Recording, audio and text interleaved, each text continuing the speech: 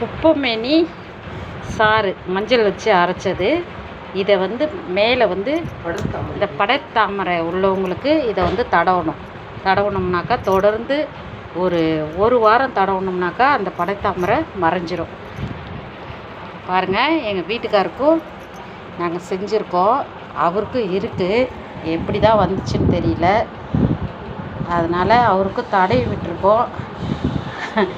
ஆனால் இங்கிட்டும் அங்கிட்டும் குரங்கு மாதிரி தாவிக்கிட்டு இருக்காப்புல. ஏன்னா அவ்வளோ எரியுதான் இந்த சாறு, இந்த குப்பைமேனி சாறு வந்து அவ்வளோ எரியுது. துண்டக்கட்டே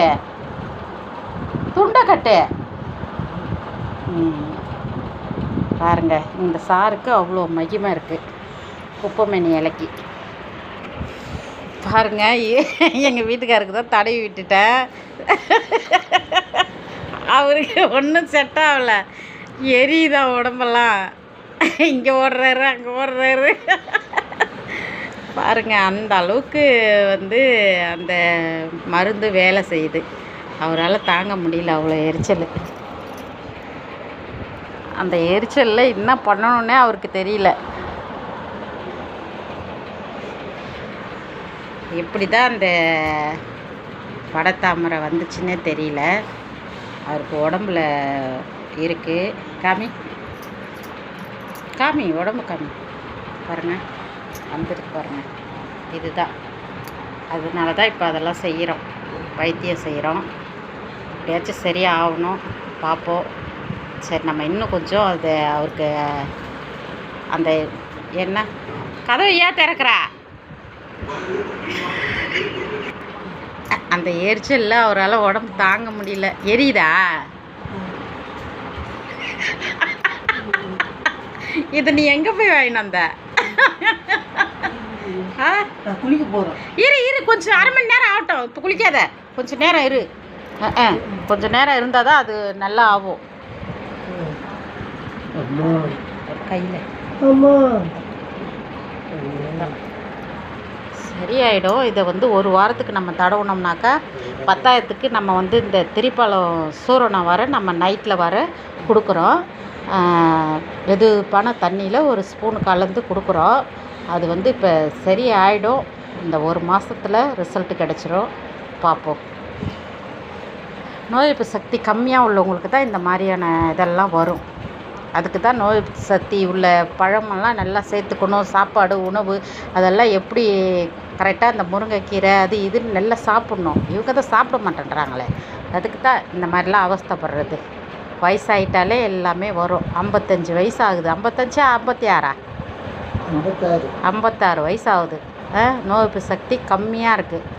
இப்படி இருக்கும்போது இந்த திரிப்பழம் சூரணத்தை அந்த 50 வயசுக்கு மேலே உள்ளவங்க திரிப்பழம் சூரணத்தை கொஞ்சம் எடுத்துக்குங்க. ஹார்ட் அட்டாக் வராது,